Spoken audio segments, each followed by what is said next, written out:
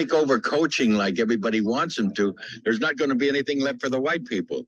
I mean, all the players are black. I mean, the only thing that the whites control is the coaching jobs. The only thing left for the whites is a couple coaching jobs. Yeah, maybe we need to get Jimmy the Greek lost his job talking that talk, telling the truth.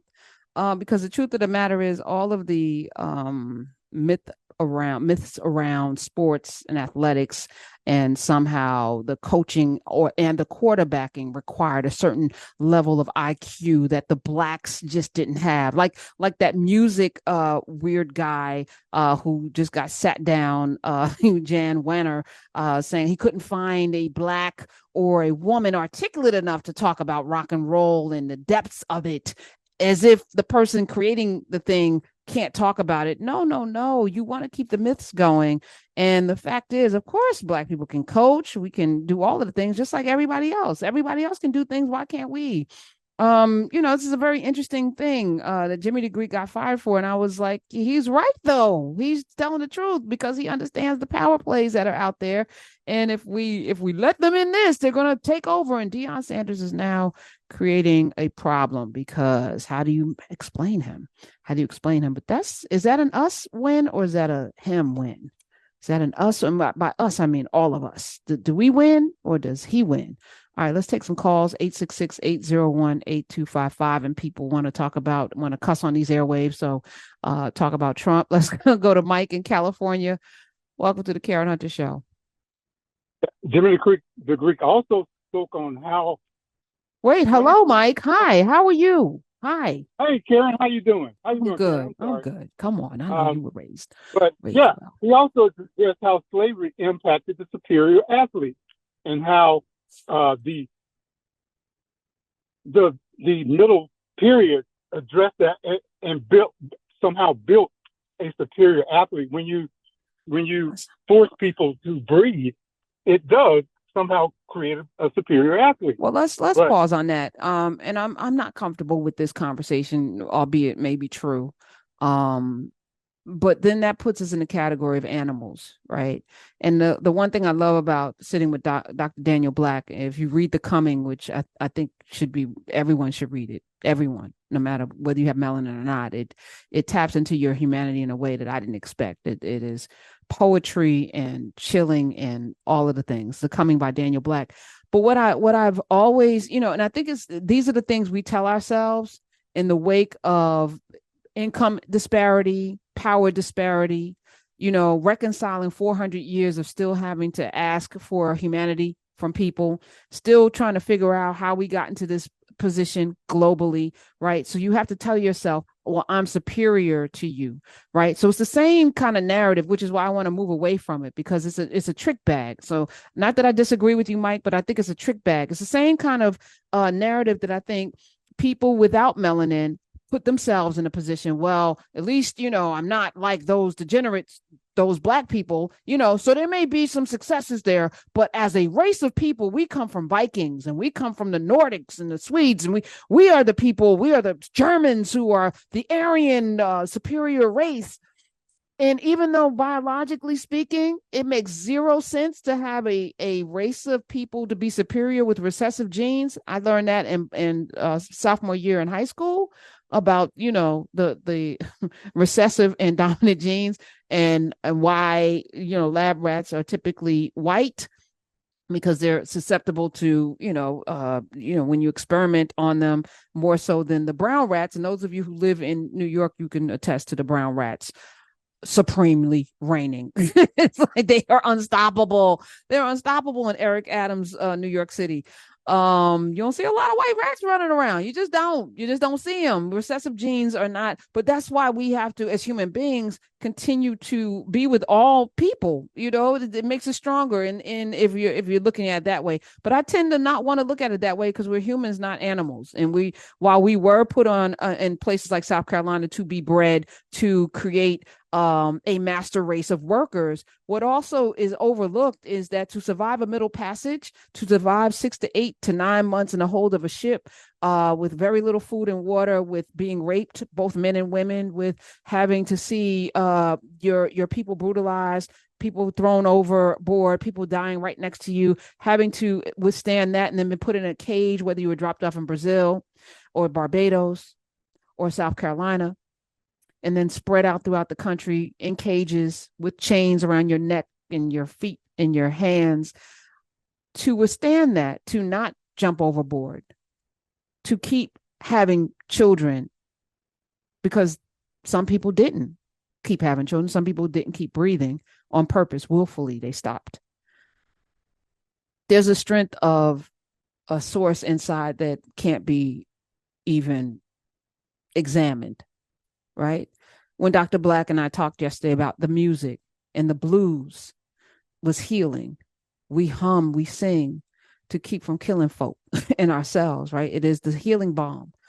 But where does that come from? It's in a place that's invisible. It's in a place that's not seen. And even as we imagine, the world, because I sit in this space all the time, I think about these things. I still would prefer not to, put my people above any other people, even though, Jimmy the Greek wasn't wrong. People were bred to be able to pick, cotton and tobacco and sugar and stay and do it forever. Although what they don't talk about is the mortality rate was very high. And what do? They just replenished it with more people coming off those ships.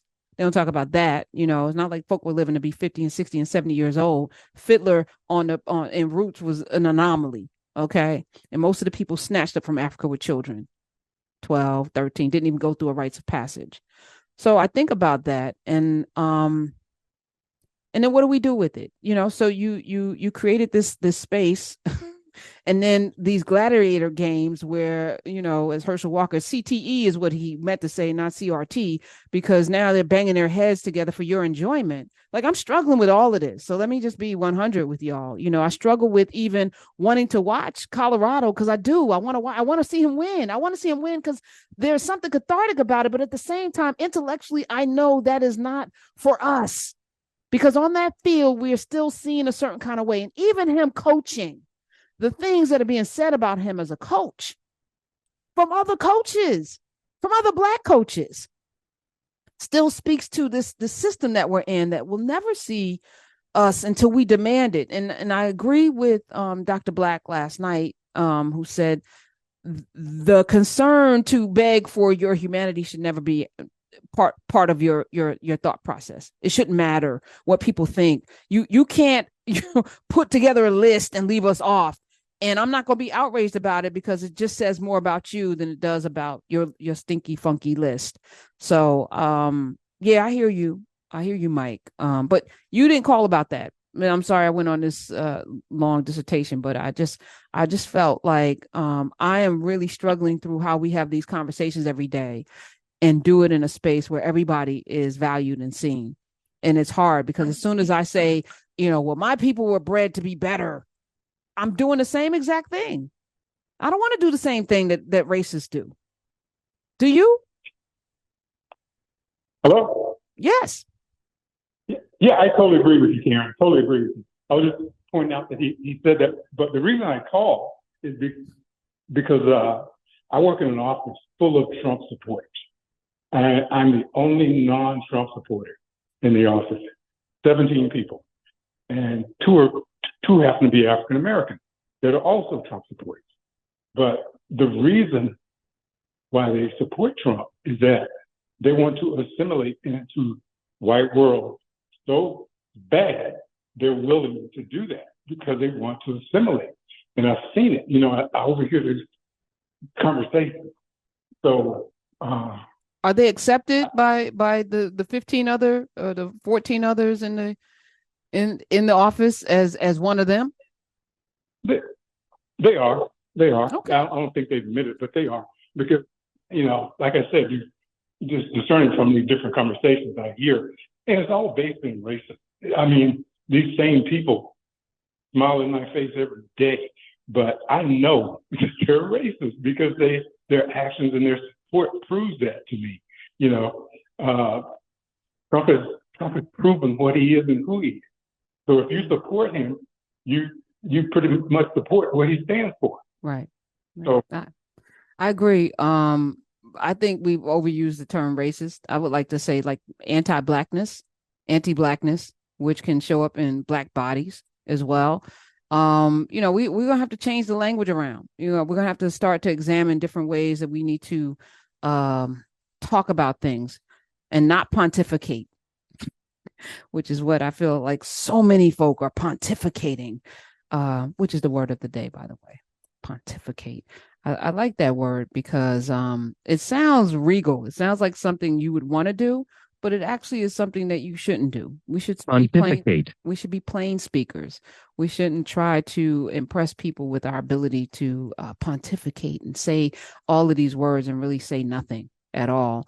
And it's to express one's opinion in a way considered annoyingly pompous and dogmatic. Yes, I can think of a couple of people off the top of my head who pontificate a lot.